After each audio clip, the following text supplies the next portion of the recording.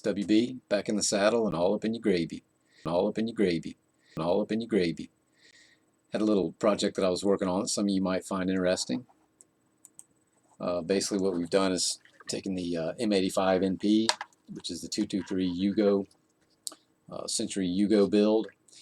We put the fake suppressor extension on there, which is a 6 3/4 inch extension by CNC Warrior, and it is permanently pinned on there, which turns this from a pistol into I guess what you consider a carbine, basically allowing you to put something other than this SB47 little tail flipper on there. You can put any kind of a stock on there that you like. You do have to pay attention to compliance parts at that point, because it's no longer considered a pistol. But this part does count as one U.S. compliance part. So anyway, again, that's been permanently pinned on there. These go for about $75. They also make them for the M92, which is a 7.62 version, for the same price. And I did have a gunsmith permanently affix this on there. There's one pin that's visible on the bottom here. He did mention something about another pin, but visibly that's the only one that I see that's breaking through the fake suppressor there. And initially, a few thoughts off my first impressions. This is a lot bigger than I thought it was going to be. It kind of has a bulky look to it. It definitely adds a little bit of weight to what was already a fairly heavy gun for its size anyway. I'm hoping that switching out the buttstock will lighten it up a little bit. So anyway, that's the plan. What's going to have to happen next, I'm doing this in stages, so as time and budget permits, I'll get the parts initially, or eventually I hope to have a side folding M4 type stock, but for the time being I'm going to use this adapter that came with the SB47. Basically there's a couple of hex bolts here on the bottom. I guess my camera doesn't really show that, if I can get this at an angle where it's a little more visible, right there. These hex bolts will come out, and there's a little pin right in between them, which will also need to come out. And then this should be removable, and I already have the buffer tube and the magpul grip to go on the end of it once I get that off of there. So I'm going to switch those out. I'm not going to try to do it on camera. I think it might take a little while, and we'll try to take some pictures and just let you know how that turns out, see how successful I am at doing that. And again, I think that'll, if nothing else, slim this thing down a little bit, hopefully lose a few unneeded ounces.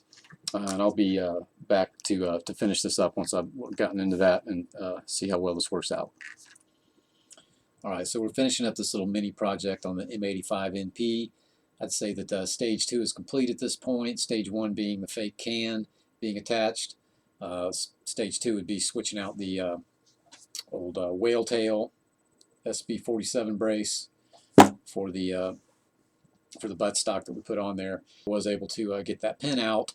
Once I did that, the aluminum tube from the wrist brace screwed right out. The buffer tube screwed right in. The magpul tightened it down with a castle nut, of course, and the magpul buttstock just slid right on the end with no problems. Just for reference, I did go with a mil-spec buffer tube, and everything seemed to fit perfectly. So phase 2 complete. We're looking at ultimately putting some type of a folding adapter on there, still running either an M4 or maybe an Ace stock on the end, but a few impressions overall at this point, a few initial impressions I should say, or just the size. This is what it looks like with the buttstock on there. Typical buffer tube with magpul stock. We did put a sling adapter there.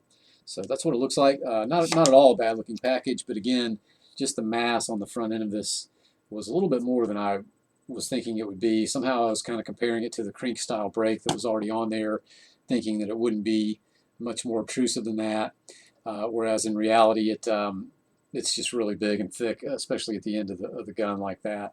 So it really adds some mass to it. Not at all a lightweight package. I mean, basically, the way I'm looking at this thing is what I've got is more or less a full-size carbine at this point. So if you're considering doing something like that, something like this, that is something you might want to consider. That when you get done, basically you will have something along the lines of a carbine, which you could possibly find something similar without having to go through all the trouble. I'm actually thinking twice about not having SBR this. I did consider that, and it wasn't really the fee or the paperwork that made me decide against it. It was more the additional hassles. My understanding was that to travel out of state, for example, with a gun, additional paperwork would be required.